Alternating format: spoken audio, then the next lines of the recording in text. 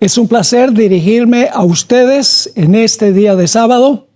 Espero que nuestro estudio sea de gran bendición para todos aquellos que están sintonizando nuestro canal. En nuestro tema de hoy vamos a hablar sobre el mensaje del segundo ángel. En los últimos dos temas que he presentado aquí, estudiamos el mensaje del primer ángel y luego estudiamos el mensaje del tercer ángel.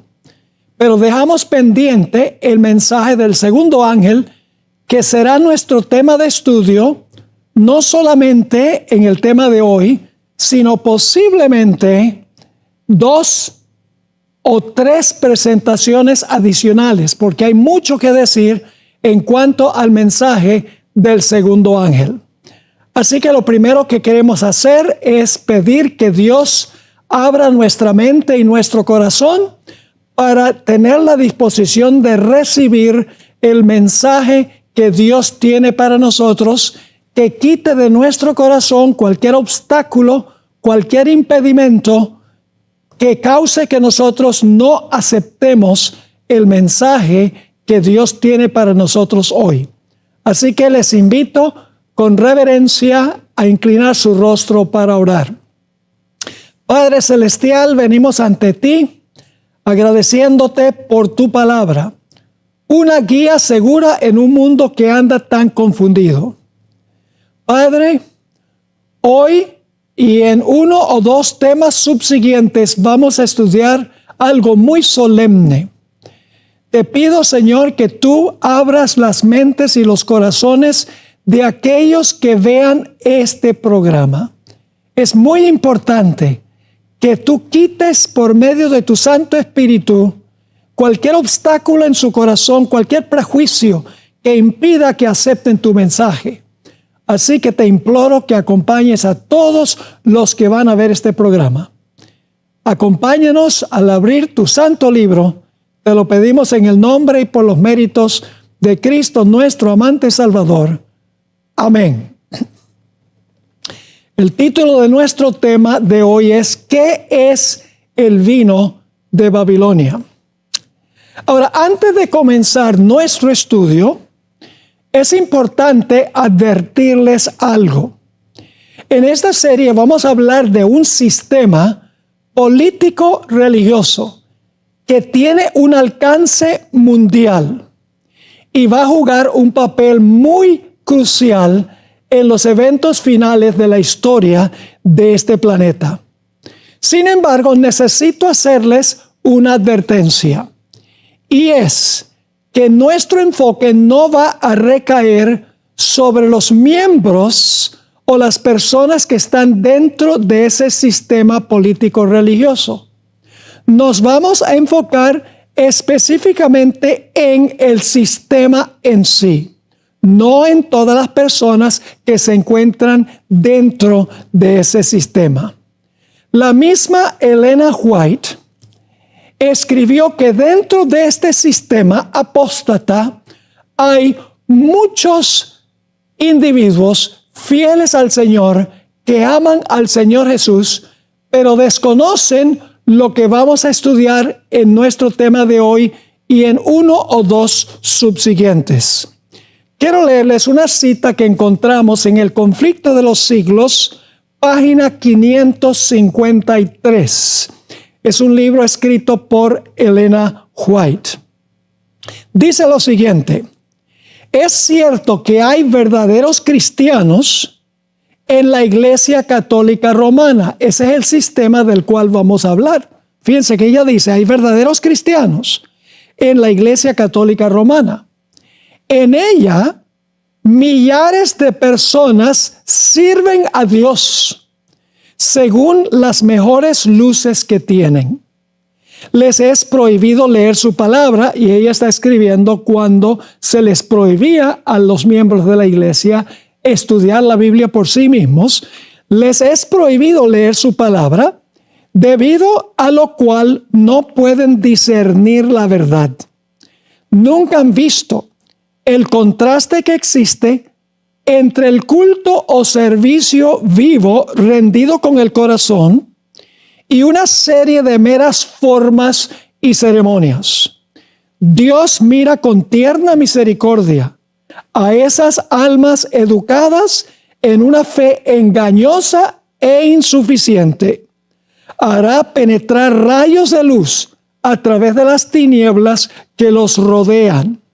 Les revelará la verdad tal cual es en Jesús, y muchos se unirán aún a su pueblo. Muy interesante esta cita. Elena White entendió que la mayoría de los miembros fieles de Cristo no están en la iglesia adventista, están en todas las iglesias que la Biblia llama Babilonia.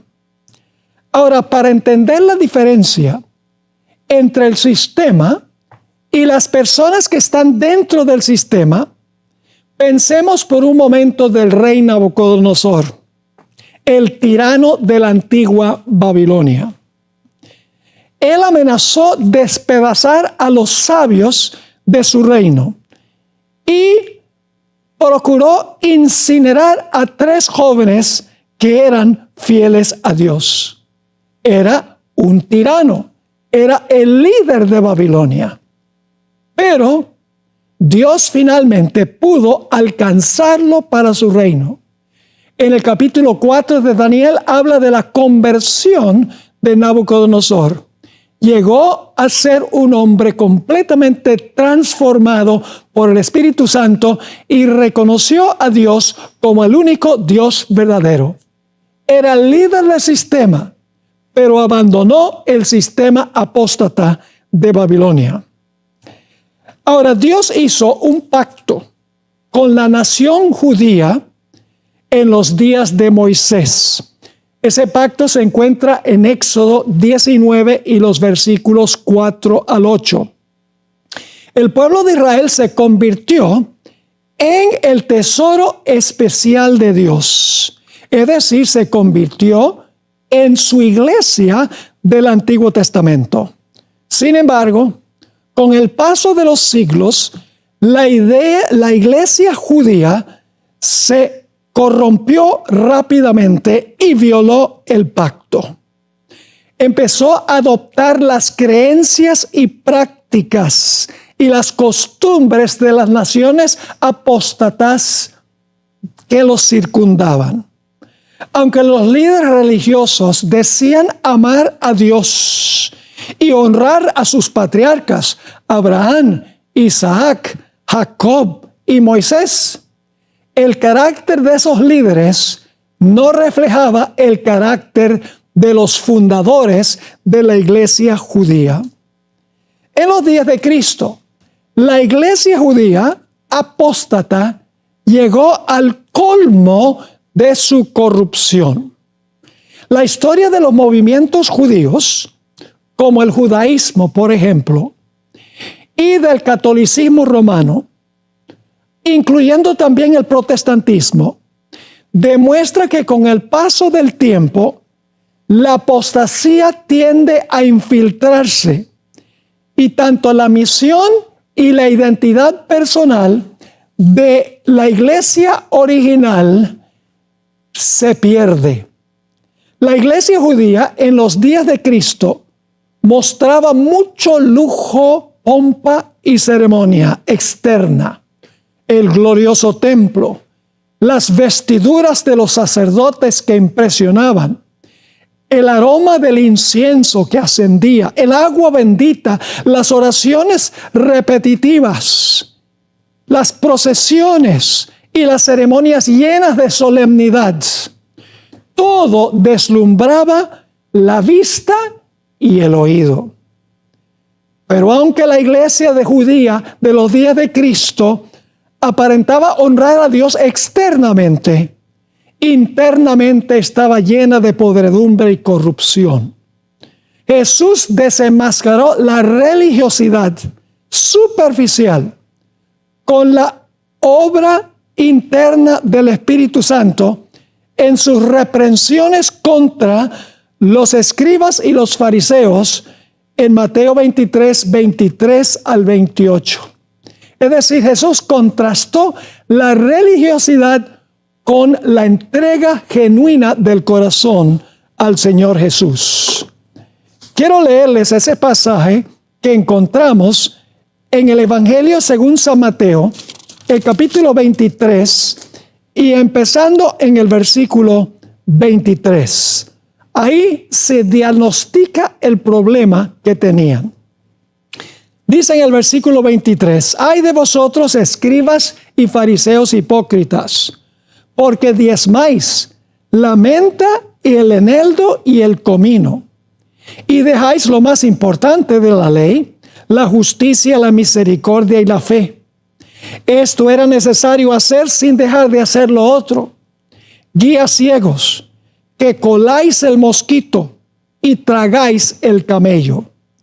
Ay de vosotros, escribas y fariseos hipócritas». Ahora escuche la parte clave aquí. «Porque limpiáis lo de afuera del vaso y del plato, pero por dentro estáis llenos de robo y de injusticia». ¿Ven? Externamente bien, internamente mal. Versículo 26.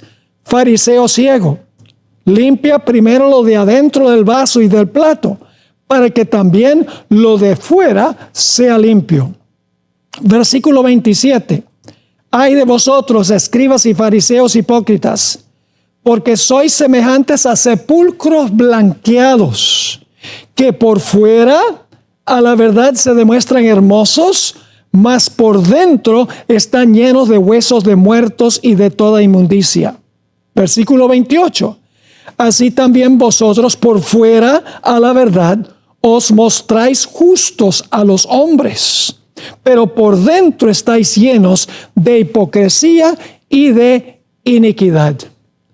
Por eso el Señor Jesucristo habló en cuanto a la iglesia judía, diciendo: «Este pueblo me honra con sus labios, pero su corazón está lejos de mí». Y les advirtió a los líderes religiosos de este sistema apóstata: «En vano me honran, enseñando como doctrinas los mandamientos y tradiciones de los hombres». O si externamente la iglesia judía apóstata parecía ser muy religiosa, como mencioné, mucho lujo y ceremonia, mucha pompa, el glorioso templo, las gloriosas vestiduras sacerdotales, el aroma del incienso, el agua bendita, las oraciones que se repetían vez tras vez, las procesiones y ceremonias impactantes. Todo eso daba la impresión de que este pueblo era el pueblo de Dios, pero en realidad eran apóstatas. Según Marcos 7, 1 al 13, los rabinos enseñaban que existía un conjunto de tradiciones orales que habían sido transmitidas de generación en generación desde Moisés hasta los tiempos de Jesús. Esas tradiciones no habían sido escritas por Moisés, pero según los dirigentes de la iglesia judía de la época de Cristo, se habían transmitido muchas tradiciones orales que las había mencionado Moisés, pero nunca se habían escrito, y consideraban que esas tradiciones orales eran tan fieles y tan aceptables y ciertas como lo que había escrito Moisés en el canon bíblico.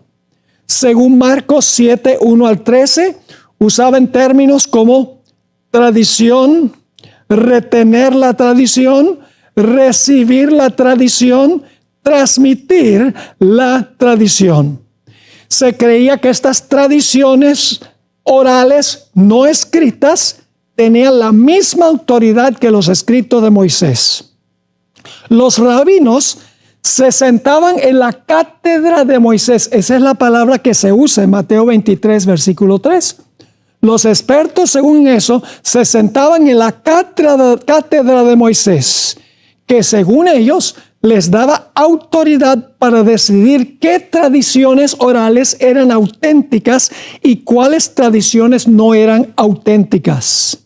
Y el pueblo debía sencillamente obedecer las tradiciones orales como las escritas, porque ellos eran los expertos y le decían al pueblo qué tenían que hacer. comparando esta idea de los rabinos judíos con algo que existe hoy en la iglesia romana, la tradición apostólica o la sucesión apostólica. La idea de que hay muchas tradiciones orales que no están en la Biblia escrita, que han sido transmitidas desde San Pedro a través de las generaciones, que hoy la iglesia romana practica y enseña, que no están escritas en la Biblia, y esas son de tanta autoridad como lo que escribieron los autores del Antiguo y del Nuevo Testamento. Elena White tuvo algo muy interesante que decir en cuanto a la sucesión apostólica. Escribió en el libro El deseo de todas las gentes, página 432, lo siguiente: la descendencia de Abraham no se probaba por el nombre y el linaje, sino por la semejanza del carácter. Los judíos decían: nosotros somos hijos de Abraham. Pero Jesús dice, ser hijo de Abraham no tiene que ver con descendencia, tiene que ver con el carácter que tenía Abraham. Sigue diciendo, la sucesión apostólica, ahora va a hablar de la sucesión apostólica. La idea en la iglesia romana, que es la misma idea que existía entre los judíos. La sucesión apostólica tampoco descansa en la transmisión de la autoridad eclesiástica, sino en la relación espiritual. Es decir, sucesión apostólica sería vivir y enseñar como vivieron y enseñaron los apóstoles. No tradiciones orales que supuestamente transmitieron, pero que no están escritas en la palabra. Sigue diciendo, una vida movida por el espíritu de los apóstoles. El creer y enseñar las verdades que ellos enseñaron, esta es la verdadera evidencia de la sucesión apostólica. Es lo que constituye a los hombres sucesores de los primeros maestros del Evangelio. La sucesión apostólica no tiene que ver con un obispo poniéndole las manos a otro obispo, quienes transmiten todas las tradiciones orales que no se encuentran en la palabra escrita. La sucesión apostólica tiene que ver, según esta cita, con enseñar las verdades que ellos enseñaron, creerlas y enseñarlas. La gota que colmó el vaso de la apostasía de la iglesia judía fue cuando el Sanedrín, el cuerpo gobernante de la iglesia de esa época, condenó a Jesús a muerte, apelando al poder civil de Roma para acabar con Jesús.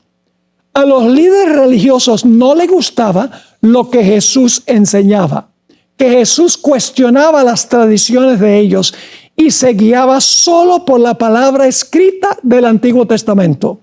Dicho sea de paso, yo tengo un tema en la serie La Biblia o la Tradición, a donde demuestro que Jesús nunca jamás citó a ningún rabino que había existido durante el transcurso de la historia de la iglesia judía.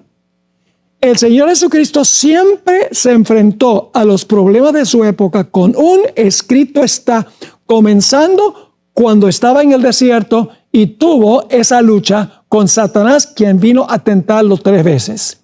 Siempre que había una controversia o un conflicto, Jesús resolvía el conflicto citando la palabra escrita, nunca las supuestas tradiciones orales que habían sido transmitidas de generación en generación.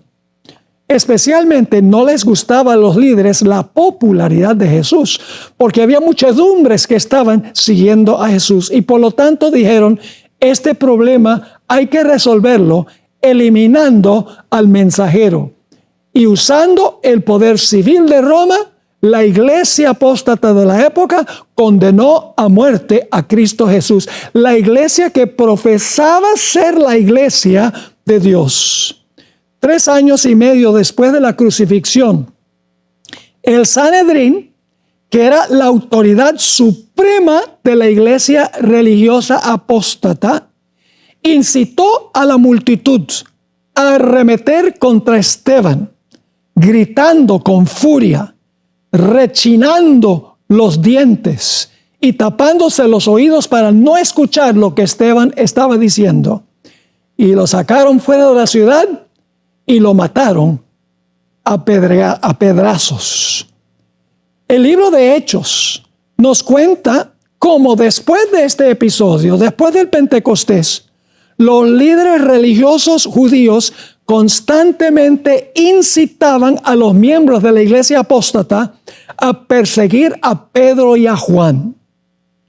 La iglesia apóstata azotó a Pablo, con 39 azotes 5 veces, según dice el apóstol San Pablo. Lo golpearon con varas una vez y una vez lo apedrearon. Eso pueden conseguirlo en 2 Corintios 11, 24 y 25. Fue la iglesia judía apóstata la que hizo, y los líderes específicamente, que hicieron eso con el apóstol Pedro y con Pablo. Sin embargo, aquí viene la parte más importante. Sin embargo, dentro de la iglesia judía apóstata había un remanente fiel, tanto entre los líderes como entre los laicos. Los 12 apóstoles eran miembros de esa iglesia. José de Arimatea, un miembro del Sanedrín, altamente respetado, quien usó sus recursos para proveerle a Jesús un lugar de sepultura. Él era un judío sincero que pertenecía a la iglesia apóstata. Nicodemo, quien se encontró con Jesús de noche, también era un seguidor de Jesús en secreto durante su ministerio, miembro también del Sanedrín. Finalmente salió y se unió a la iglesia cristiana.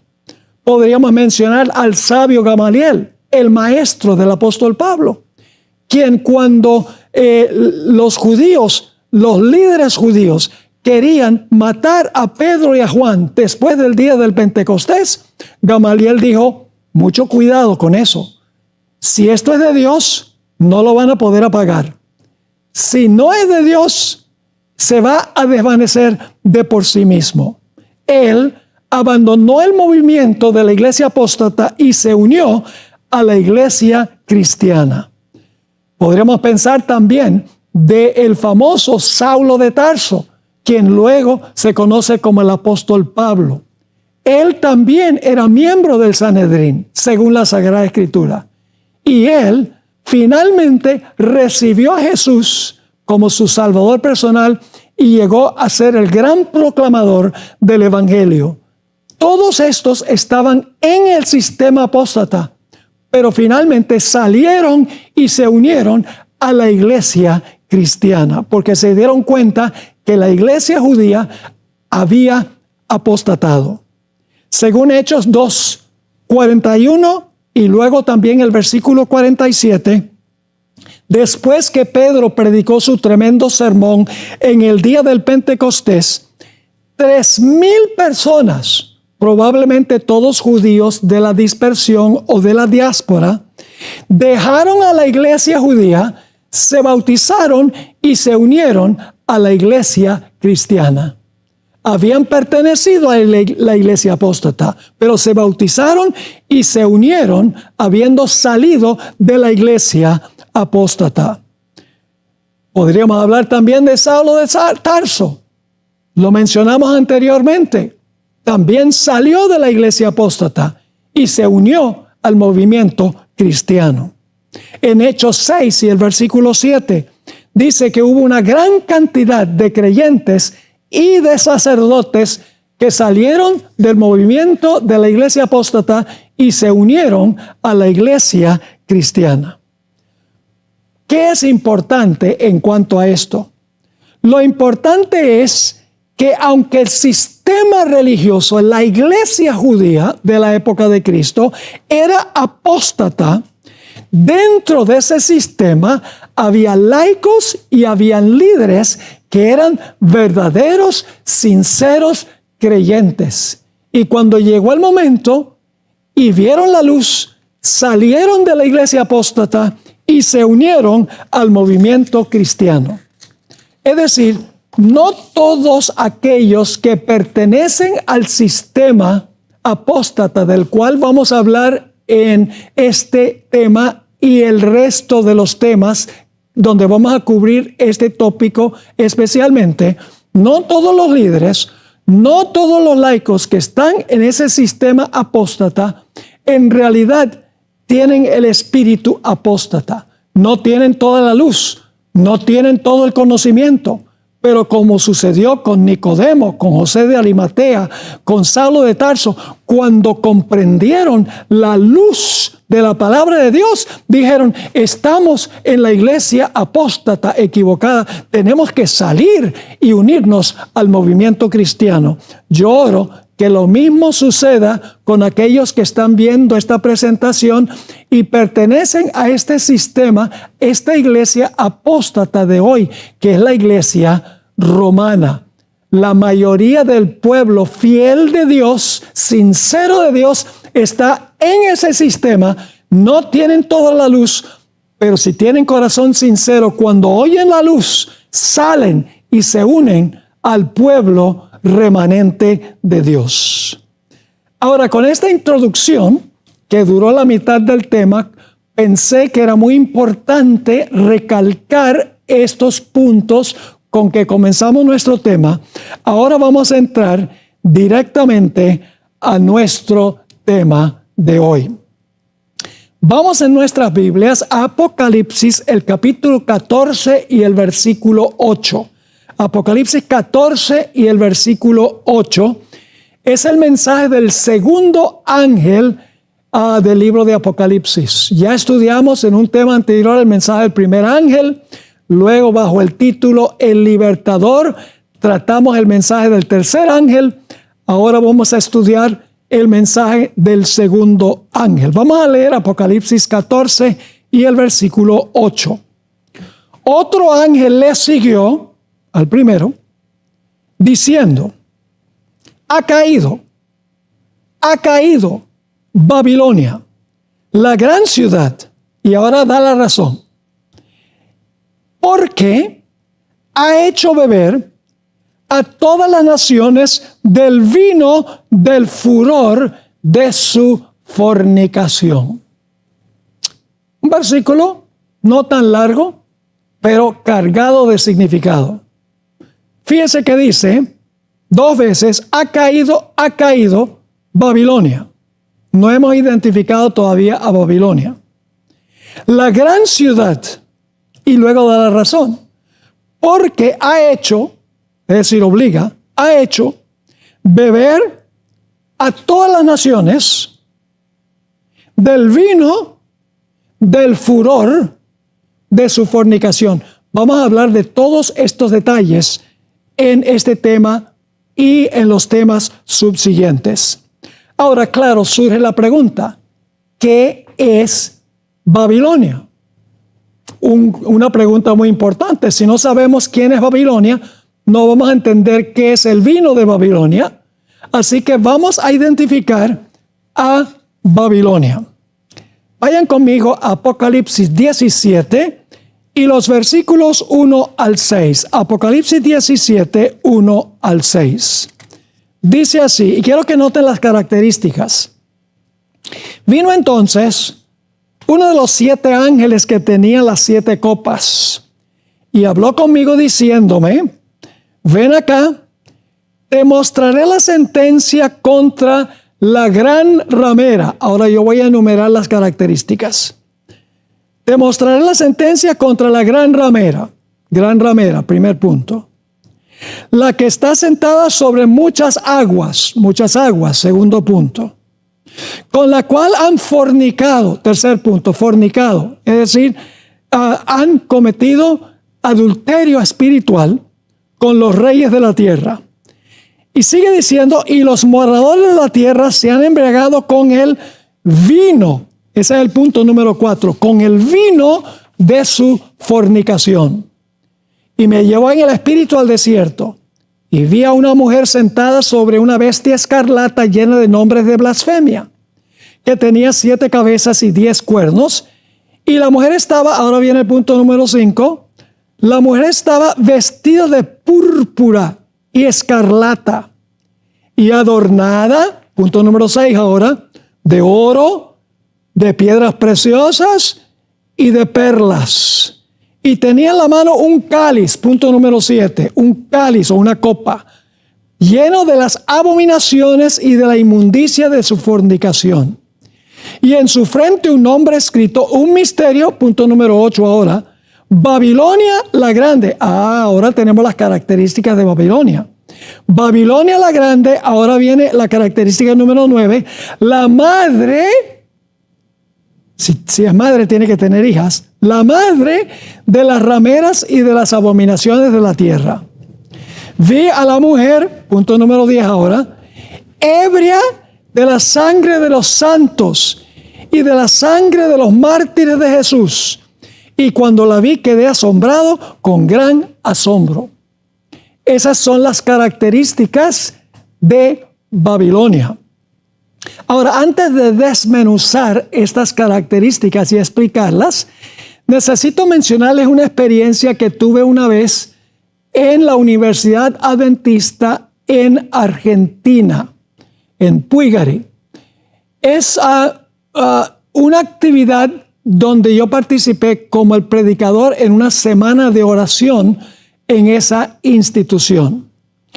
Yo prediqué un tema sobre este pasaje que acabamos de leer, pero al comenzar el tema, le dije a los presentes, que había unos cuantos miles allí, hoy vamos a hablar de un sistema religioso apóstata.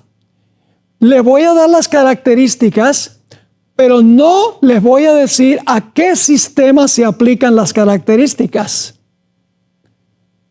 Bueno, prediqué el sermón, presenté todas estas características, repasándolas. Gran ramera, sentada en muchas aguas, fornica con los reyes de la tierra, tiene una copa con vino, se viste de púrpura y escarlata, está vestida de oro, de piedras preciosas y de perlas, tiene un cáliz de oro lleno de abominaciones, su nombre es Babilonia la Grande, es la madre, que significa que tiene que tener hijas que nacieron de ella, y es una entidad que persiguió a los santos, ebria con la sangre de los santos. Prediqué el tema, presenté solo las características. No mencioné a qué sistema se aplicaban las características. Terminé el tema. La siguiente mañana, en las entrevistas que tuve con los alumnos que querían una entrevista para hablar conmigo, para preguntar, querían un consejo, vino una dama que era una alumna de enfermería y entró y de lleno me dijo, Pastor Bor, yo quiero que usted sepa que anoche usted ofendió a mi iglesia. Y yo la miré y le dije, pero yo no mencioné ninguna iglesia anoche. Me dijo, pero por todas las características que usted presentó, yo sabía que usted estaba hablando de la iglesia católica. Entonces la miré y le dije, pues si las características demuestran que este sistema es la iglesia romana, primordialmente el papado, no los miembros, sino el papado como sistema, la jerarquía, y aún entre la jerarquía hay individuos que son fieles y van a salir como Nicodemo, como José de Arimatea, como Saulo de Tarso, y lo van a perder todo por seguir a Cristo Jesús. Yo dije, yo les di las características. Si las características apuntan a la iglesia romana, tal vez deberías escuchar, porque todo se aplica a ese sistema. Seguimos la conversación, no les voy a compartir todo lo demás que hablamos, pero yo espero que eso le haya quedado funcionando en la mente, que bueno, las características apuntan al sistema al cual yo pertenezco, por ella era miembro de la iglesia romana. Ahora, vamos a desempacar las características. Número 1, la ramera representa una iglesia apóstata. Y ustedes dicen, ¿cómo sabemos eso? Porque en la Biblia una mujer representa una iglesia. Por eso Jesús dijo, maridos, amad a vuestras mujeres como Cristo amó a la iglesia. En Jeremías 6:2, Dios comparó a la iglesia judía de esa época como una mujer virtuosa. Es decir, en las profecías, cuando se habla de una mujer, simbólicamente significa una iglesia. Si es una iglesia pura, como la de Apocalipsis 12, que se representa con una mujer vestida del sol con la luna debajo de sus pies, representa una iglesia pura. Si es una ramera, es una iglesia que ha apostatado. Cuando debe estar casada espiritualmente con Cristo, en realidad fornica con los poderes políticos del mundo. Así que debemos buscar una iglesia apóstata. En segundo lugar, es un sistema eclesiástico mundial. Es un sistema o una iglesia global. ¿Cómo sabemos eso? Porque dice que está sentada sobre muchas aguas. Y Apocalipsis identifica que representan las aguas. Representan naciones, multitudes, lenguas y pueblos. Es decir, es un sistema religioso político global, además de ser una iglesia que ha apostatado de la verdad.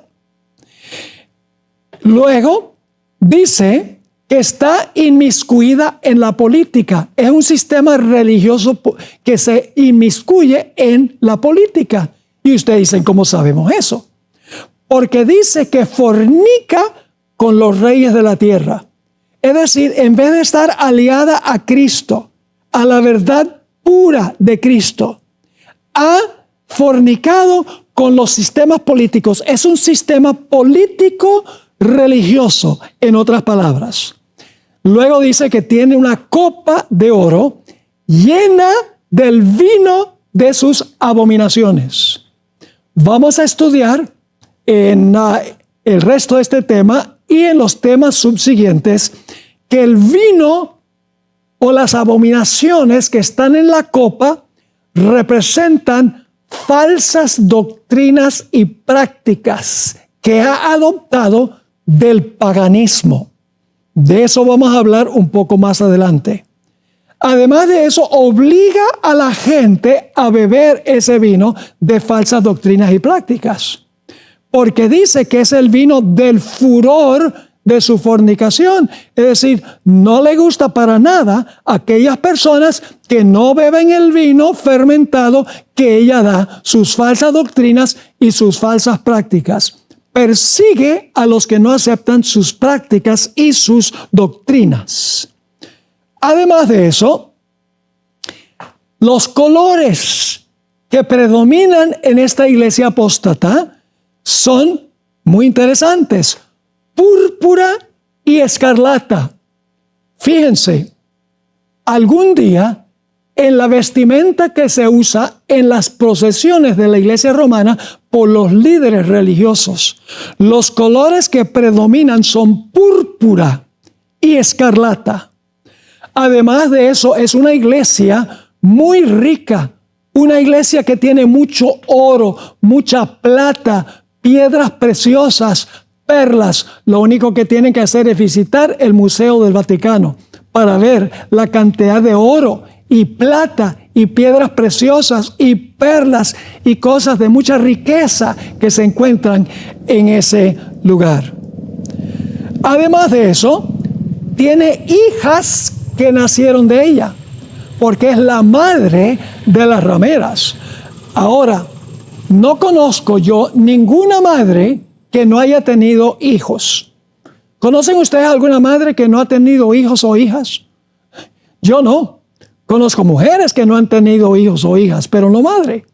Es decir, en algún momento de su historia, posterior, indudablemente, porque ella tiene que ser una mujer adulta, en algún tiempo posterior tuvo hijas que comparten muchas de sus doctrinas que nacieron de ella, que comparten algunas de sus prácticas y compartirá algún día el mismo espíritu que albergó. Además de eso, en su historia ha sido una iglesia perseguidora de los fieles de Dios, los que no aceptan su autoridad. Ustedes indudablemente han oído de lo que se conoce como el Santo Oficio de la Inquisición, la masacre de San Bartolomé, cuando la iglesia romana acababa por persecución contra aquellos que no concordaban con sus doctrinas y con sus prácticas. Y finalmente, esta iglesia es también un sistema político, además de ser un poder religioso. La sencilla razón por la cual sabemos eso es porque en Apocalipsis 17 se le llama la mujer ramera, pero al final del capítulo se le llama la gran ciudad. Y una ciudad es una entidad política, es decir, es una iglesia, pero no como cualquier iglesia común y corriente. Es una iglesia que usa a los poderes civiles para cumplir sus propósitos. Yo creo que las características están absolutamente claras. No mienten. Claramente identifican al sistema religioso que existe en el mismo día de hoy y que ha existido por siglos y siglos desde el siglo IV, V y VI. Ahora notemos lo que significa la repetición de la expresión ha caído, ha caído. ¿Por qué se repite dos veces esa expresión ha caído, ha caído? La razón es muy sencilla y es que Babilonia ha caído de verdad, verdad, sin duda alguna, que su condición es irreversible. Y vamos a encontrar más adelante en uno de los temas subsiguientes a este, que al final de la historia, Dios va a hacer un llamado urgente. Está en Apocalipsis 18, para que aquellos que están en Babilonia, líderes que son sinceros, que aman al Señor, pero no tienen toda la luz, laicos que tienen el mismo espíritu, van a ver la luz y van a decir, hemos visto que pertenecemos a un sistema que no alberga la verdad. En creencia y en práctica hay que salir. Y ese mensaje en Apocalipsis 18, en el versículo 4, dice, salid de ella, pueblo mío. Y como Saulo de Tarso, quien llegó a ser el gran apóstol Pablo, van a salir a arriesgar todo lo que son, todo lo que tienen, por aceptar y enseñar la verdad de Cristo Jesús. ¿Por qué se repite? Ha caído, ha caído. Porque en la Biblia cuando algo se repite es porque es muy importante y no hay duda de que se va a cumplir. Por ejemplo, Jesús dijo, en boca de 2 o 3 testigos se confirma toda palabra.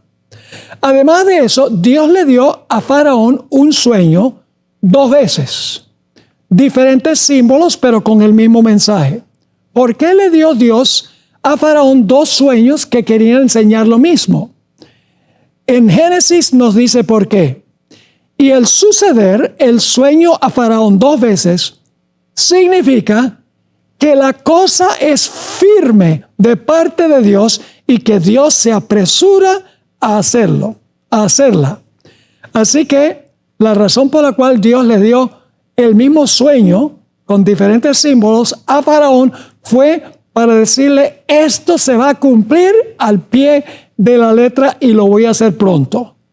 Además de eso, en algunas de sus enseñanzas, Jesús dijo, de cierto te digo. Cada vez que Jesús repitió de cierto, que en hebreo es amén, amén, Jesús iba a enseñar algo de crucial importancia. Es decir, la razón por la cual se repite 2 veces, ha caído, es porque Babilonia ha caído de verdad, verdad. Tal vez voy a tomar la libertad ahora de leer Apocalipsis 18, que está hablando del último remanente de la historia. Esto no se ha cumplido todavía. Es el último llamado urgente de Dios para que los que son sinceros y fieles, que están dentro de estos sistemas apóstatas que se le llama la madre y las hijas, van a escuchar el llamado y van a salir. Para ese tiempo Babilonia estará en mucho peor condición que cuando se proclamó el mensaje por primera vez en Apocalipsis 14:8. Voy a leer Apocalipsis 18:1 en adelante. Después de esto vi a otro ángel descender del cielo con gran poder, y la tierra fue alumbrada con su gloria. Y clamó con voz potente, diciendo: ha caído la gran Babilonia. Y ahora fíjense qué terrible la condición. Y se ha hecho habitación de demonios, y guarida de todo espíritu inmundo, y albergue de toda ave inmunda y aborrecible, porque todas las naciones han bebido del vino del furor de su fornicación. Han adoptado sus creencias falsas y sus prácticas contrarias a la palabra de Dios. Dice: y los reyes de la tierra han fornicado con ella, y los mercaderes de la tierra se han enriquecido de la potencia de sus deleites. Ahora viene el llamado de Dios a todos los fieles dentro del sistema de Babilonia. Dice en el versículo 4: y oí otra voz del cielo que decía: salid de ella, pueblo mío. Pues entonces Dios tiene pueblo en esos sistemas, en la madre y en las hijas. Hay fieles de Dios porque Dios los llama a salir.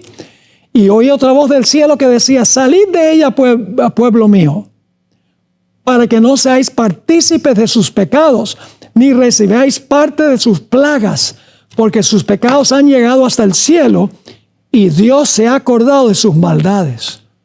El último gran llamado de Dios a salir.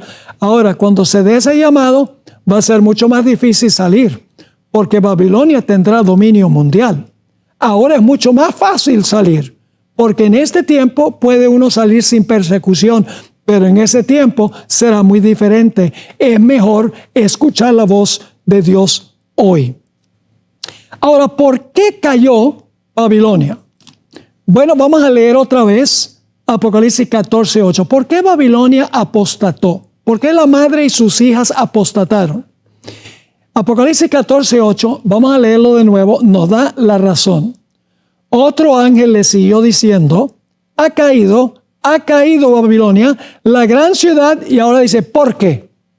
Es decir, la ciudad cayó por esta razón, porque ha hecho beber a todas las naciones del vino del furor de su fornicación. ¿Por qué es que Babilonia cayó? Porque es una fábrica de vino fermentado, con el cual emborracha espiritualmente a las naciones. Ahora, el vino no es literal. No es una botella de vino que podemos comprar en el supermercado. No. El vino, vamos a encontrar, representa sus falsas doctrinas y prácticas que le da a las naciones, y las naciones se emborrachan. Yo pregunto, ¿cuántos de ustedes alguna vez han tratado de razonar con un borracho? Es una tarea prácticamente imposible, porque el borracho se las sabe todas. Un borracho que es introvertido, de repente, cuando se emborracha, es la persona más extrovertida del mundo. Lo sabe todo lo razona. Inclusive es difícil quitarle las llaves cuando quiere montarse al carro para manejar a la casa. Eso es lo que ha hecho esta Babilonia. Ha emborrachado a las naciones con sus doctrinas falsas y sus prácticas. Y el mundo ha adoptado esas doctrinas, esas prácticas, ha bebido el vino, y por lo tanto no pueden pensar de una forma clara porque están espiritualmente borrachos. Ahora, ¿qué representa el vino? Ya dijimos que son las prácticas y las doctrinas erróneas de este sistema religioso. Pero hay un detalle muy importante. Vamos a leer Apocalipsis 17 y el versículo 1 y 2 de nuevo. Vino entonces uno de los 7 ángeles que tenía las 7 copas y habló conmigo diciéndome: ven acá y te mostraré la sentencia contra la gran ramera, la cual está sentada sobre muchas aguas, con la cual han fornicado los reyes de la tierra, y los moradores de la tierra se han embriagado con el vino de su fornicación. Y luego vamos por un momento al versículo 4. Versículo 4. Dice, la mujer estaba vestida de púrpura y escarlata y adornada de oro, de piedras de preciosas y de perlas, y tenía en su mano un cáliz de oro lleno de abominaciones. Ahora paremos un momentico allí. ¿Qué es lo que está en el cáliz? ¿Qué es lo que está en la copa? Obviamente lo que está en la copa es el vino. No es vino literal, vino simbólico. En Apocalipsis estamos tratando con símbolos. Y por eso hay que interpretar los símbolos y ver qué significan espiritualmente. Así que encontramos que tiene un cáliz en la mano y el cáliz está lleno de vino. Pero hay un detalle supremamente importante. Saben que yo busqué la palabra vino en la Biblia, en toda la Biblia, en una concordancia, y luché por conseguir la interpretación donde dice que el vino en realidad representa falsas doctrinas y prácticas. Busqué y busqué en la Biblia la palabra vino, casi en todos los casos está usando la palabra vino literalmente, que es la bebida, pero luché para conseguir un texto donde dice que el vino es simbólico de falsas doctrinas y falsas prácticas. El único que pude conseguir, que posiblemente está hablando de eso, es que nadie pone vino nuevo en odres viejos. Dice, bueno, ahí se usa simbólicamente el vino. Pero luego descubrí algo muy interesante, que me esclareció el camino de lo que representa el vino. Vimos que la copa o el cáliz que tiene la ramera en su mano, el cáliz está lleno de vino. Pero noten otra vez lo que dice el versículo 4. Nos dice el contexto, lo que es el vino que está en la copa. Dice en el versículo 4 otra vez, y la mujer estaba vestida de púrpura y escarlata y adornada de oro, de piedras preciosas y de perlas, y tenía en la mano un cáliz de oro lleno de abominaciones y de la inmundicia de su fornicación. La inmundicia que vino como resultado de su fornicación con los poderes civiles del mundo. Oh, ahora se me abrió una perspectiva muy grande. Yo dije, bueno, el vino entonces son sus abominaciones y la inmundicia que viene de su fornicación. Y entonces dije, ahora yo sé qué tengo que hacer. Lo que tengo que hacer es ir a otras partes de la Biblia a donde se usa la palabra abominación.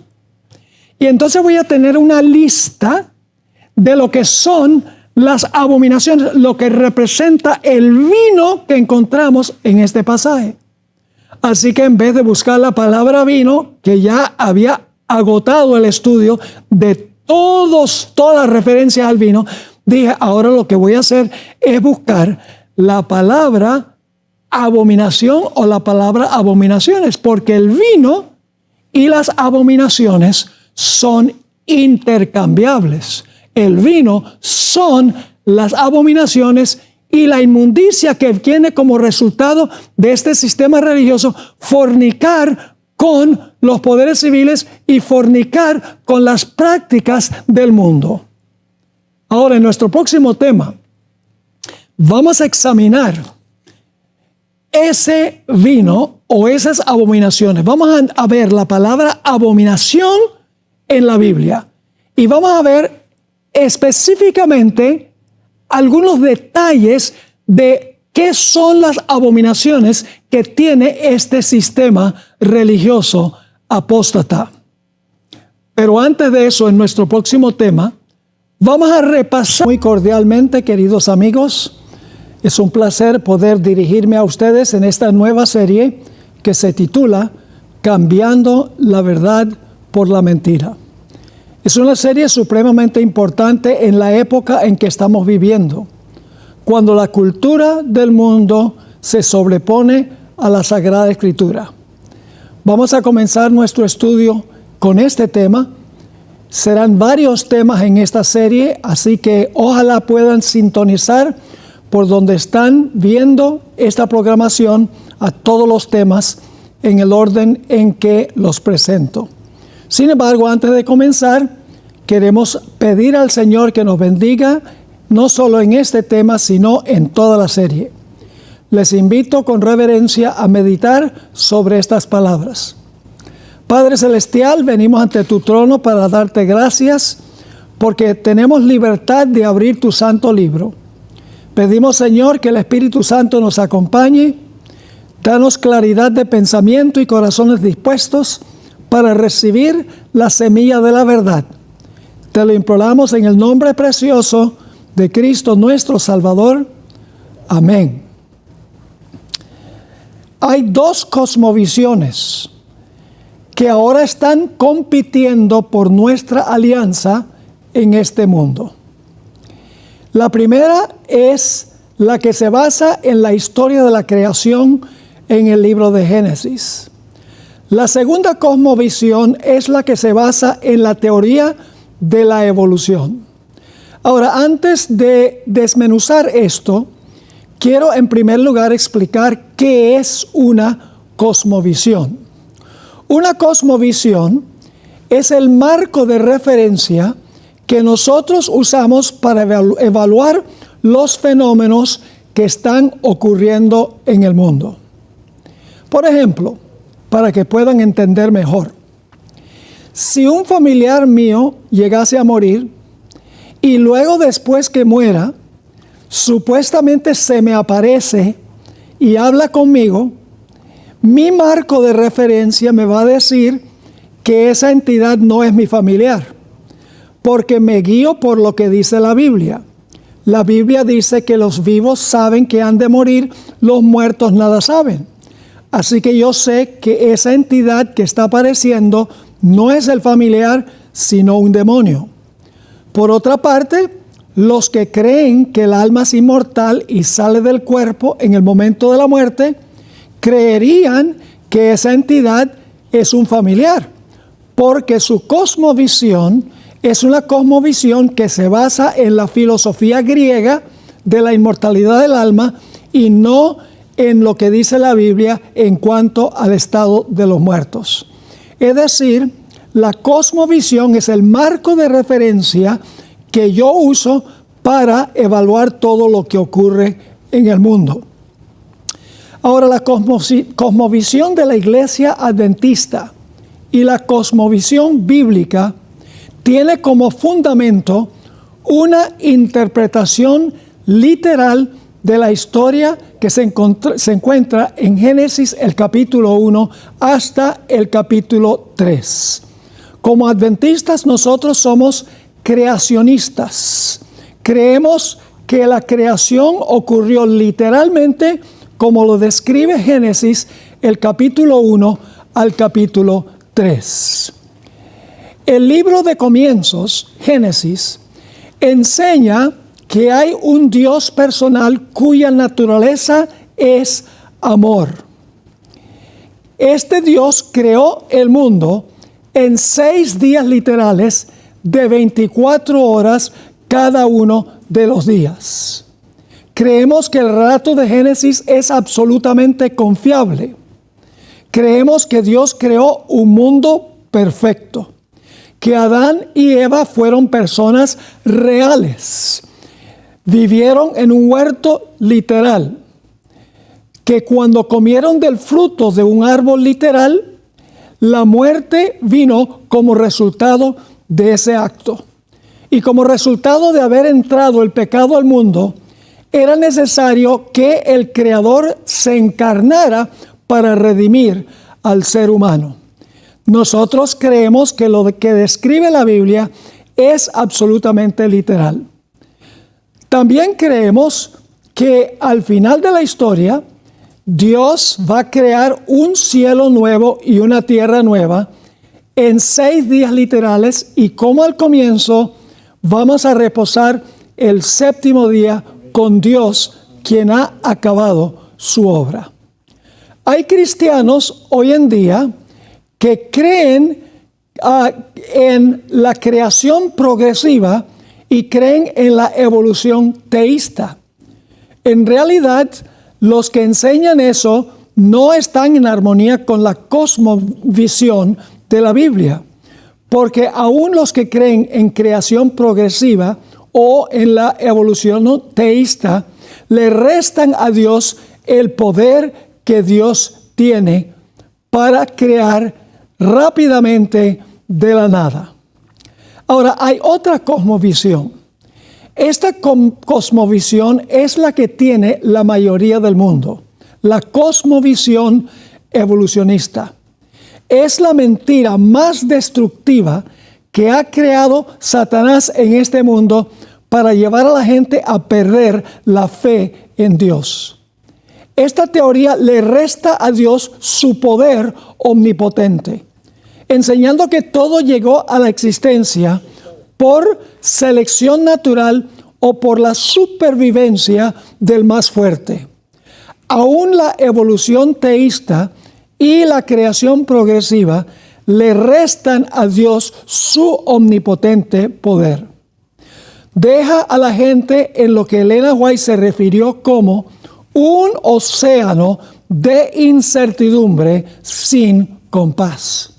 La teoría de la evolución destruye todo detalle de la cosmovisión de la Biblia.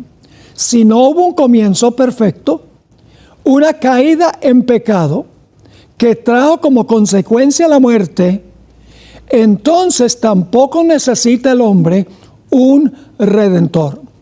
Si el universo está evolucionando, tampoco hay esperanza de una inminente segunda venida de Jesús para restaurar la creación como lo fue al principio.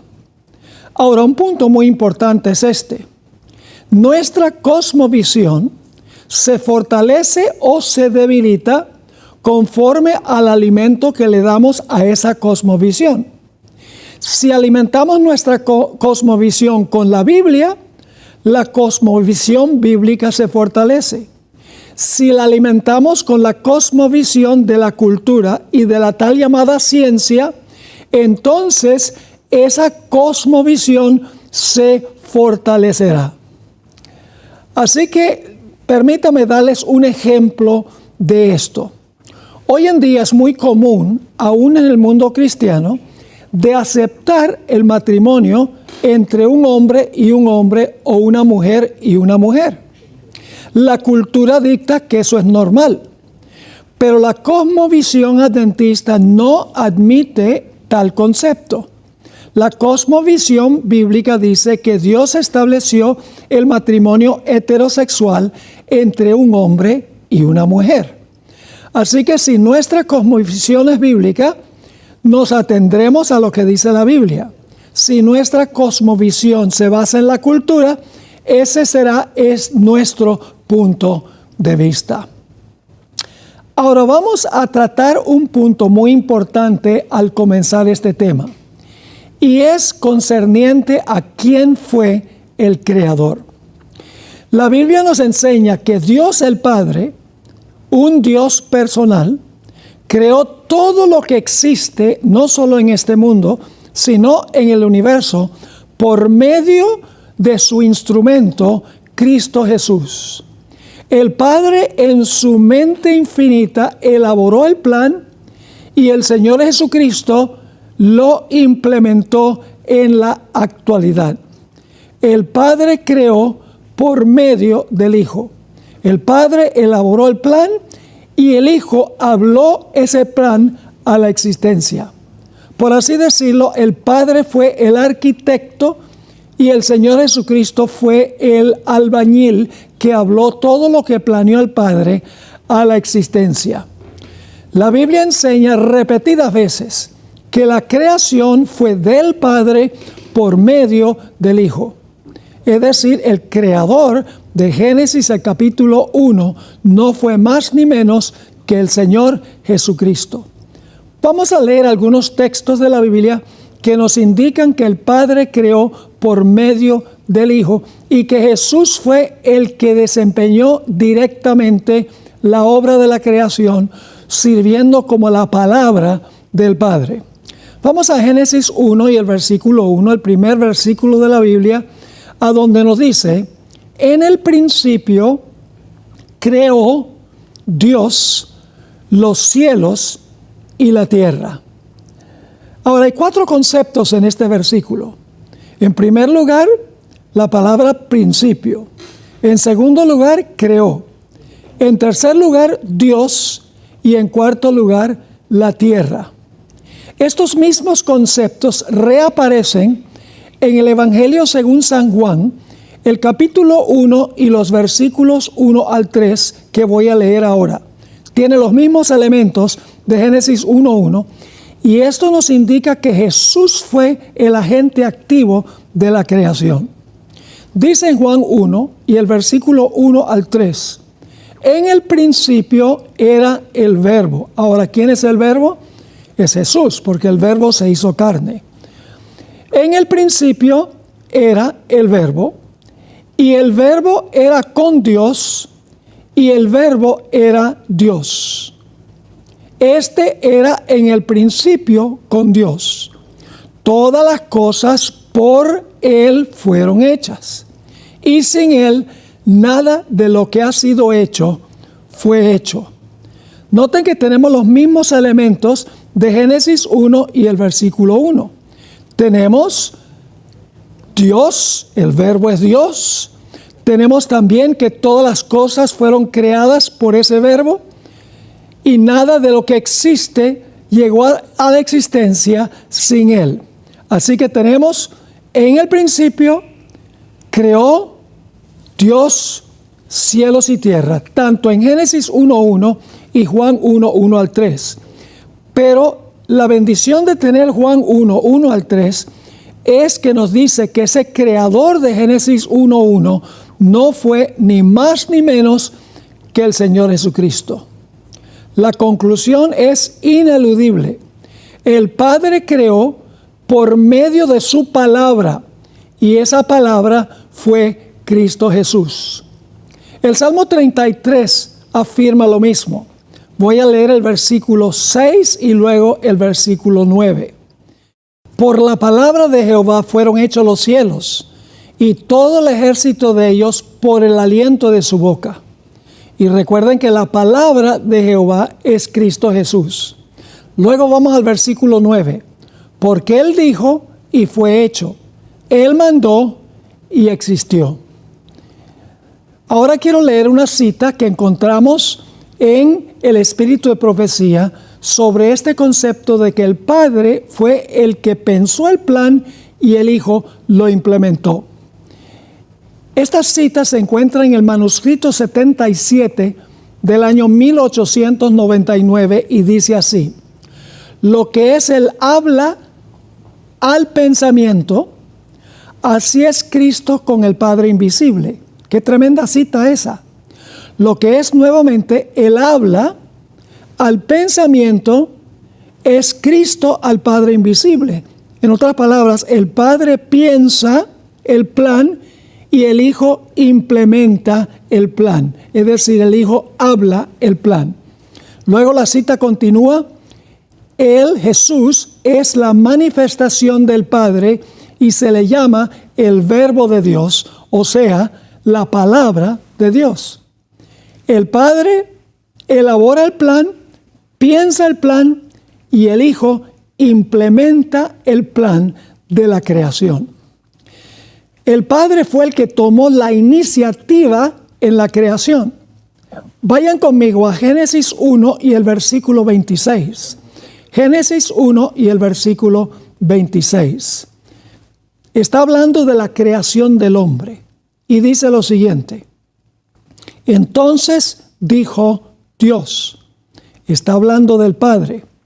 Entonces dijo Dios: hagamos al hombre a nuestra imagen conforme a nuestra semejanza. Fíjese, hay más que una persona hablando aquí. El que habla y el que está escuchando lo que la persona habla. Entonces dijo Dios: hagamos al hombre a nuestra imagen conforme a nuestra semejanza y señoree en los peces del mar, en las aves de los cielos, en las bestias, en toda la tierra y en todo animal que se arrastra sobre la tierra. Noten que aquí el Padre está hablando al Hijo. El Padre le está hablando a Jesús. Y el Padre está tomando la iniciativa y le está diciendo al Hijo, vamos ahora a crear al hombre conforme a nuestra imagen y conforme a nuestra semejanza. Es decir, la tarea de la creación fue una tarea cooperativa entre el Padre y el Hijo. El Padre elaboró el plan y el Hijo ahora va a implementar el plan. Elena White tiene un comentario muy interesante en cuanto a este texto de Génesis 1 y el versículo 26. Esa cita la encontramos en el libro Primeros Escritos, página 145, a donde dice lo siguiente: Satanás fue una vez un ángel a quien se honraba en el cielo, el que seguía en orden a Cristo. Su semblante, como el de otros ángeles, era benigno y denotaba felicidad. Su frente alta y espaciosa indicaba poderosa inteligencia. Su figura era perfecta y su porte noble y majestuoso. Ahora viene la parte clave. Pero cuando Dios dijo a su Hijo, fíjese que el Padre le estaba hablando al Hijo. Cuando Dios dijo a su Hijo, hagamos al hombre a nuestra imagen, Satanás sintió celos de Jesús. Fíjese entonces que Génesis 1:1 está diciendo que el Padre habló a su Hijo. El Padre tomó la iniciativa y el Hijo ahora va a implementar lo que el Padre elaboró. Ahora, los textos que hablan de la creación en el Nuevo Testamento usan con frecuencia una importante preposición, la preposición dia, que se traduce generalmente con la palabra por. Vamos a notar algunos versículos a donde se usa esa preposición dia, que significa por medio de. 1 Corintios, el capítulo 8 y el versículo 6 es el primer versículo que vamos a ver a donde se usa esta preposición. Dicho sea de paso, es la misma que se usa en Juan 1:1, donde dice todas las cosas por Él fueron hechas o por medio de Él fueron hechas. Vamos a 1 Corintios 8 y el versículo 6. Dice el apóstol Pablo, para nosotros, sin embargo, solo hay un Dios, el Padre, del cual proceden todas las cosas, y nosotros somos para Él. Y un Señor Jesucristo, por medio del cual son todas las cosas, y nosotros por medio de Él. Ahí está la preposición dia 2 veces. Así que la creación es del Padre por medio del Hijo. Del Padre por medio del Hijo. Ahora vamos al libro de los Hebreos, el capítulo 1 y los versículos 1 y 2, a donde nuevamente se usa la preposición dia, por medio de. En Hebreos 1, 1 y 2 dice, Dios, está hablando del Padre, vamos a ver, Dios, habiendo hablado muchas veces y de muchas maneras, en otro tiempo, a los padres por los profetas, en estos postreros días, el Padre nos ha hablado por medio del Hijo. Fíjense qué interesante, por medio del Hijo. El Padre habla por medio del Hijo, a quien el Padre constituyó heredero de todo, y ahora viene la parte clave, y por quien, se debe traducir por medio de quien, asimismo el Padre hizo el universo. Así que pueden ver aquí varias veces que se repite, Dios hace el universo por medio de su Hijo, Cristo Jesús. Ahora, el apóstol Pablo afirmó que Jesús era antes de todas las cosas y que creó todo lo que se encuentra en el cielo y todo lo que se encuentra también en la tierra. Esto lo dice el apóstol Pablo en Colosenses 1 y los versículos 15 al 17. Colosenses 1, 15 al 17.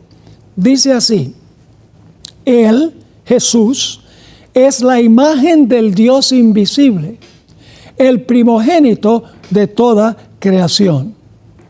Y luego sigue diciendo, porque en Él fueron creadas todas las cosas, las que hay en los cielos y las que hay en la tierra, visibles e invisibles, sean tronos, sean dominios, sean principados, sean potestades.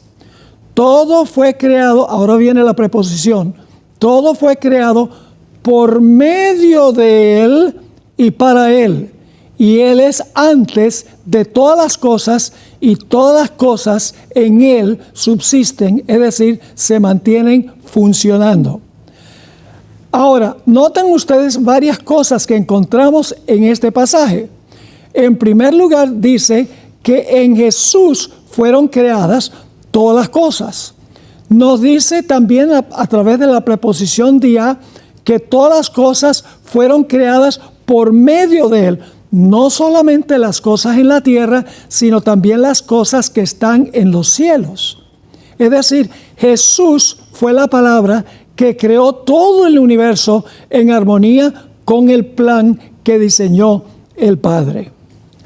Hay un texto de la Biblia que parece decir que el Padre fue el creador. Necesitamos examinar ese texto y leerlo con supremo cuidado, porque el texto, leyéndolo con cuidado, no nos dice que el Padre fue el creador, sino que todo fue creado conforme al propósito de Dios. El texto dice así, Apocalipsis 4 y el versículo 11. Aquí los seres celestiales le están tributando honra y gloria y alabanza al Padre que está sentado en su trono. Y dice así, Señor, digno eres de recibir la gloria y la honra y el poder. Recuerden que están cantando este himno al Padre.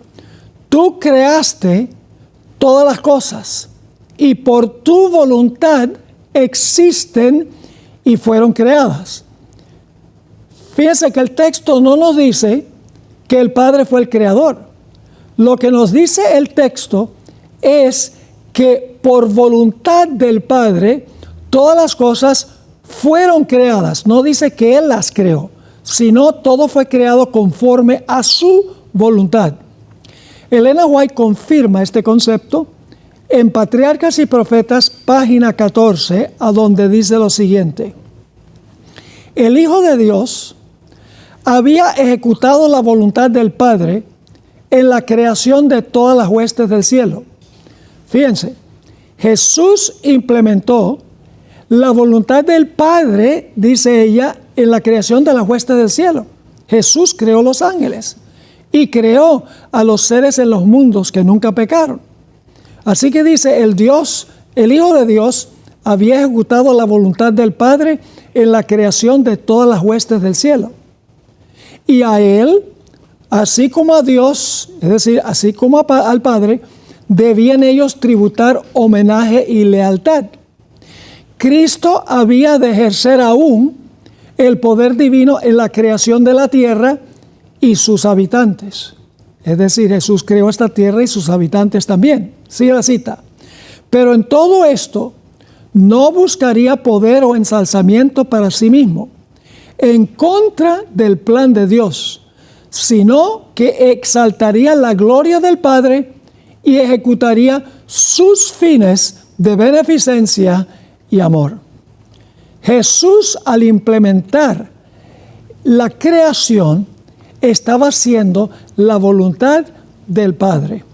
Nuevamente, el Padre elaboró el plan, Cristo lo implementó. Así que el relato de la creación, en conjunción con estos versículos, nos dicen irrefutablemente que Jesús fue el que creó la obra que tenemos en Génesis, el capítulo 1. Esto tiene una importancia muy significativa, y es que el plan de la creación que encontramos en Génesis, el capítulo 1, es el plan de Cristo Jesús. Es el plan original, es la cosmovisión ideal que el Señor Jesucristo estableció al comienzo. Una de las cosas que Cristo creó en la primera semana fue el séptimo día sábado. Así que no podríamos decir que el sábado es de los judíos. El sábado es el día de reposo de Jesús, porque el Señor Jesucristo fue el que creó el sábado, el que hizo el sábado, según Marcos, el capítulo 2 y el versículo 27. Ahora, en la creación, el Padre, por medio del Hijo, diseñó un plan perfecto para la felicidad de los seres humanos.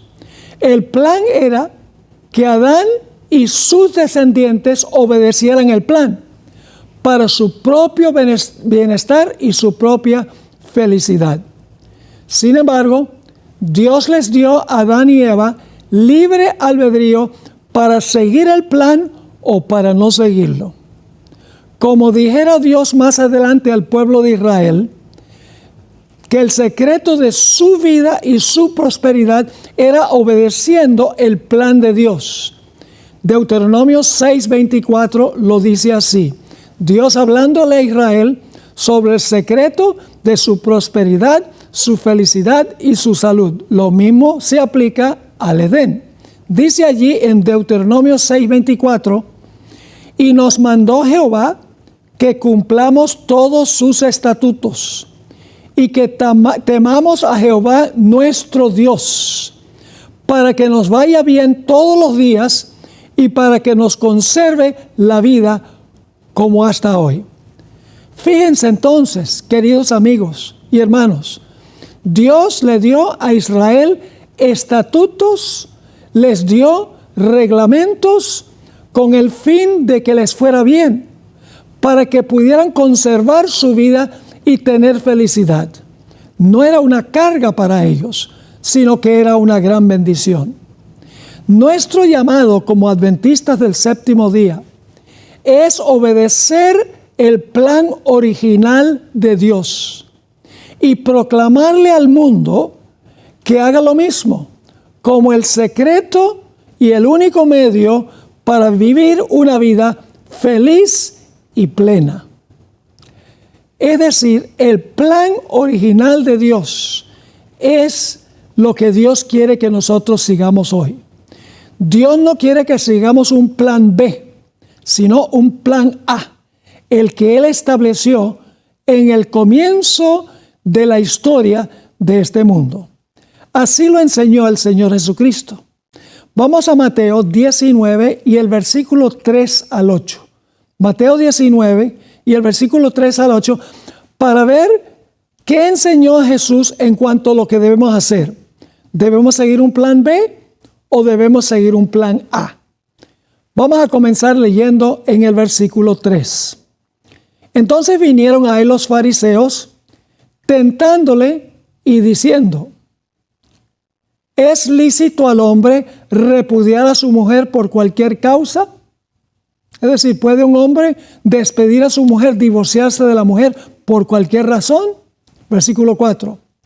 Él respondiendo les dijo: ¿no habéis leído que el que los hizo al principio, noten cuál es la norma, el que los hizo al principio, varón y hembra los hizo? Y dijo: por esto el hombre dejará padre y madre y se unirá a su mujer, y los dos serán una sola carne. Así que no son ya más dos, sino una sola carne. Por tanto, lo que Dios juntó, no lo separe el hombre.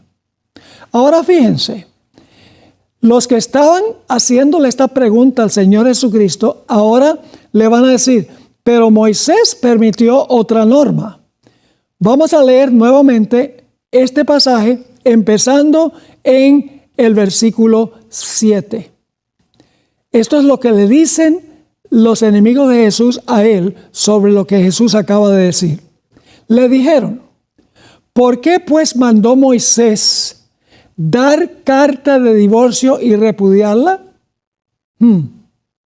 Y él les dijo: por la dureza de vuestro corazón, Moisés os permitió repudiar a vuestras mujeres. Ahora escuchen bien: mas al principio no fue así. Yo les pregunto, ¿cuál es la norma de Jesús?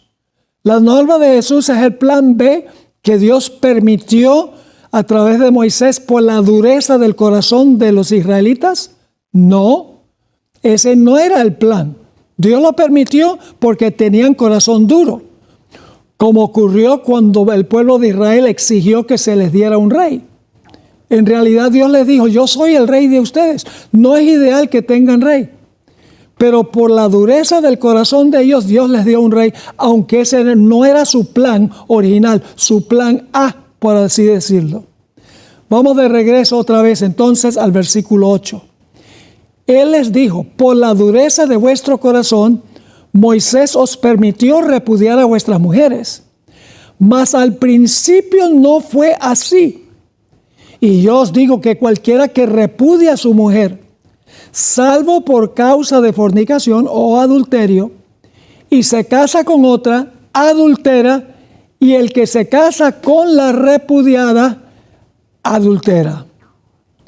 Consideremos entonces a continuación los varios elementos del plan que Jesús estableció en el Edén para la raza humana en la primera semana de la existencia de este mundo. Lamentablemente, hoy en día, en un mundo rebelde, los seres humanos han cambiado en todo detalle el plan original que estableció el Señor Jesucristo. Y tristemente, muchas iglesias que se llaman cristianas han adoptado un plan B, un plan que dicta la cultura, un plan que es popular y común en el mundo, que contradice la cosmovisión original que estableció Dios al principio.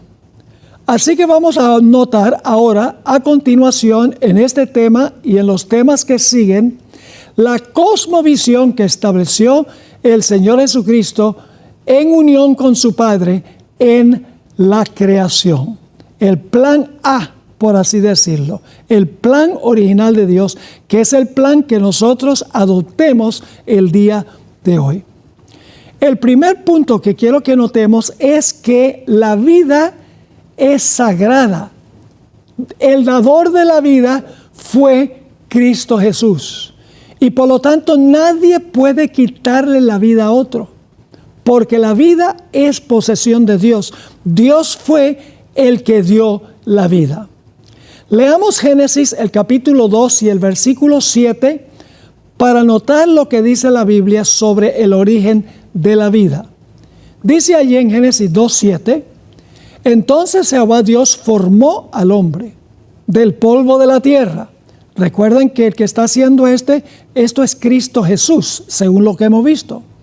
Entonces Jehová Dios formó al hombre del polvo de la tierra y sopló en su nariz aliento de vida, y luego dice, y el hombre llegó a ser un ser viviente. Según el relato de la creación, el hombre no tiene un alma, como creen muchos, sino que es un alma que se compone de un cuerpo físico con la capacidad de respirar, es decir, con el espíritu de vida. El hombre no tiene un alma inmortal. Dios es el que dio la vida y Dios es el que la perpetúa. Y ustedes podrían decir, ¿cómo sabemos que Dios perpetúa la vida? Bueno, Dios colocó en el huerto del Edén un árbol del cual tenían que comer Adán y Eva para continuar viviendo. Cuando Adán y Eva pecaron, Dios colocó querubines en la entrada del Edén para no permitir que el hombre entrara para continuar comiendo del árbol de la vida.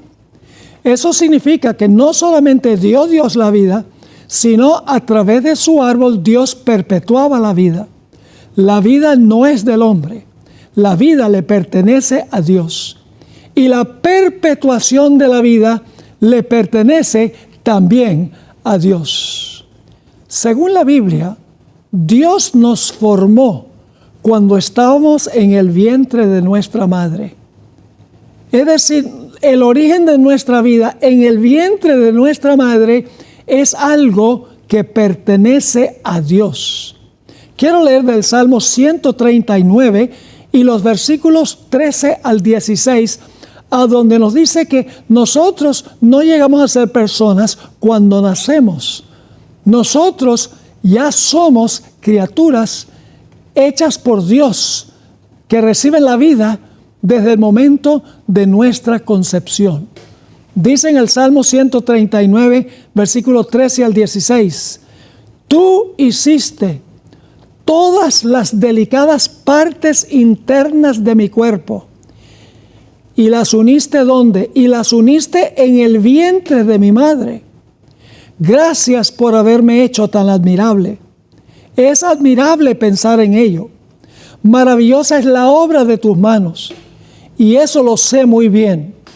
Tú me observaste cuando en lo más recóndito era yo formado. Tus ojos vieron mi cuerpo en gestación. Todo estaba ya escrito en tu libro. Todos mis días se estaban diseñando, aunque no existía uno solo de ellos. Qué pasaje poderoso, a donde el salmista está exaltando a Dios de una forma espectacular, diciendo que fue formado en el vientre de su madre. Es decir, que durante la gestación, la vida que Dios le da a esa criatura es la vida que pertenece a Dios. En Jeremías 1:5 se habla del llamado del profeta Jeremías. Y fíjense qué interesante que aquí nos dice que antes que Dios formara a Jeremías en el vientre, Dios lo llamó como profeta. Dice en Jeremías 1 y el versículo 5, vino pues palabra de Jehová a mí diciendo, antes que te formase en el vientre, te conocí, y antes que nacieses, te santifiqué y te di por profeta a las naciones. El bebé depende de la vida de la madre. Hoy es muy común oír en labios de los que aprueban el aborto decir, es mi cuerpo y mi elección. Pero esto no concuerda con lo que dice la Biblia. Nuestro cuerpo es de Dios y la vida del cuerpo le pertenece también a Él. La Biblia nos dice esto explícitamente en varios textos, de los cuales voy a leer dos. 1 Corintios 3 y el versículo 16 y 17. ¿No sabéis que sois templo de Dios y que el Espíritu de Dios mora en vosotros? Si alguno destruyere el templo de Dios, Dios le destruirá a él, porque el templo de Dios, el cual sois vosotros, santo es. Noten que somos templo del Espíritu Santo, pertenecemos al Espíritu Santo. Ahora vamos a 1 Corintios 6 y el versículo 9, 19 y 20. 1 Corintios 6, 19 y 20, a donde nuevamente dice que nuestra vida es pertenencia de Dios. Dice ahí el apóstol Pablo, ¿o ignoráis que vuestro cuerpo es templo del Espíritu Santo, el cual está en vosotros, el cual tenéis de Dios, y que no sois vuestros, porque habéis sido comprados por precio? Glorificad pues a Dios en vuestro cuerpo y en vuestro espíritu, los cuales son de Dios. No somos nuestros, somos de Dios, y nuestra vida pertenece a Él. Y ningún ser humano tiene el permiso de Dios para quitarle la vida a otra persona que solo Dios dio. Ahora, otro aspecto del plan original de Dios es el plan de que la vida del ser humano fuera en un ambiente campestre. En el principio, Dios colocó a Adán y Eva no en una ciudad, sino en un huerto. Y Dios les ordenó a los seres humanos que se esparcieran por toda la tierra. Vamos a leer Génesis el capítulo 2 y el versículo 15. Génesis 2 y el versículo 15. Tomó pues Jehová Dios al hombre, y lo puso en el huerto de Edén para que lo labrara y lo guardase. Es decir, Dios estableció el plan original, una vida campestre donde el hombre viviera en el campo y labrara el campo, según dice esto. La palabra jardín aparece